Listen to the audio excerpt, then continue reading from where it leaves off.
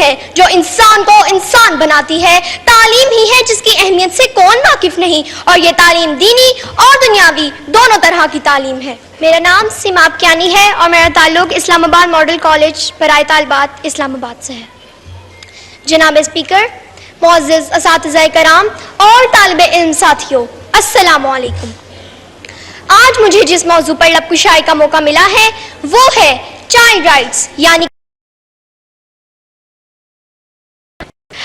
اگر بچوں کے بنیادی حقوق کے بارے میں بات کی جائے تو بچوں کا سب سے پہلا اور بنیادی حق تعلیم ہے۔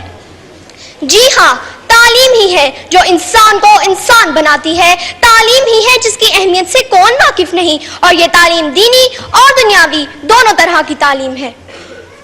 جناب اسپیکر، تاریخ گواہ ہے کہ آگ کی پرستش کرنے والوں نے آگ کو اپنے قابو میں لے لیا، اور پھر کیا تھا؟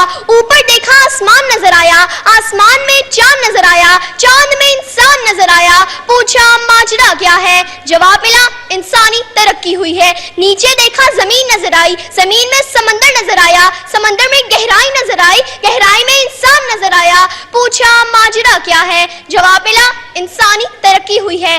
اور یہی ترقی چیخ چیخ کر کہہ رہی ہے تعلیم سکھاتی ہے جینے کا سلیقہ، اور یہی تعلیم ہمارا بنیادی حق ہے، ہمارے ملک کے بچوں کا بنیادی حق ہے۔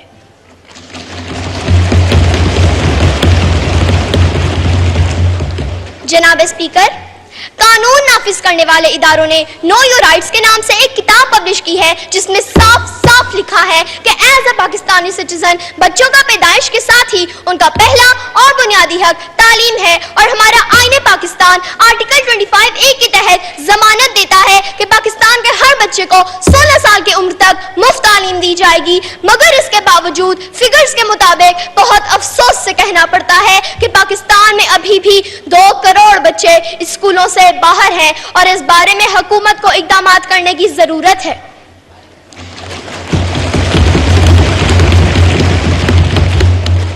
جناب اسپیکر، تاریخ ایسی مثالوں سے بھری پڑی ہے کہ تعلیم کی بدولت ہی بہت سے لوگوں نے نہ صرف اپنا نام روشن کیا بلکہ انہوں نے اپنے ملک و ملت کا بھی نام روشن کیا۔ جناب اسپیکر، تعلیم کے میدان کے سپاہی جب جابر بن حیان اور غازی البرونی بنتے ہیں تو پھر اپنی زندگیاں بنا کر جینے کا سلیقہ سکھاتے ہیں۔ تعلیم کے میدان کے سپاہی جب آئزیک نیوٹن گراہم بیل بنتے ہیں تو دوسروں کے کام آ کر جینے کا سلیقہ سکھاتے ہیں۔ تعلیم کے میدان کے سپاہی جب رہنما بنتے ہیں تو سر سید احمد خان محمد علی جناح بن کر قوم کو جینے کا سلیقہ سکھاتے ہیں۔ تعلیم کے میدان کے سپاہی جب موسیقار، قلمکار اور فنکار بنتے ہیں تو پھر سلطان القسیمی سے لے کر انور مقصود کی صورت میں امن کا پیغام دے کر جینے کا نیا ڈھنگ سکھاتے ہیں اور یہ اعلان کرتے ہیں۔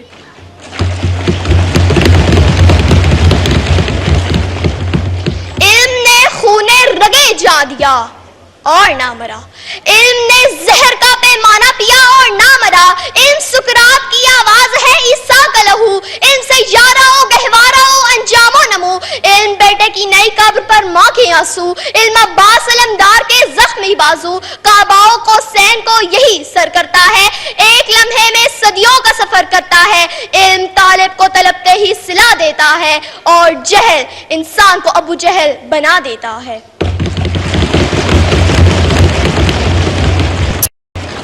جناب اسپیکر، قائد کے پاکستان کا مقصد صرف ایک خطہ ارض کا نہیں بلکہ اس خطے میں بسنے والے تمام افراد کے لیے ایک آزاد مملکت کا حصول تھا، چاہے ان کا تعلق کسی بھی صوبے، نسل، مذہب یا سن سے ہو۔ قائد کے پاکستان کا مقصد اس خطہ ارض کے لوگوں کو اسلام کے اصولوں کے مطابق آزادی کے ساتھ اپنی زندگی گزارنے کا موقع فراہم کرنا تھا، جہاں مسلمان اپنی تہذیب و تمدن کو زندہ رکھ سکیں اور جہاں اسلامی تشخص کا تحفظ کیا جا سکے۔ اور قائد کے پاکستان کا مقصد تبھی پورا ہو سکے گا جب پاکستان کا ہر بچہ پڑھ لکھ کر اپنے پاؤں پر کھڑا ہو جائے گا،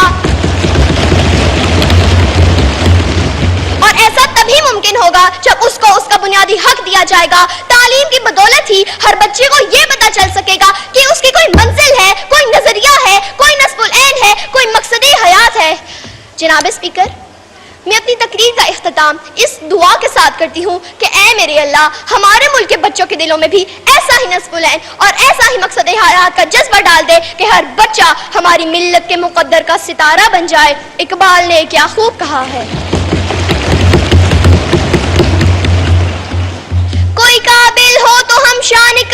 دیتے ہیں. کوئی قابل ہو تو ہم شان کئی دیتے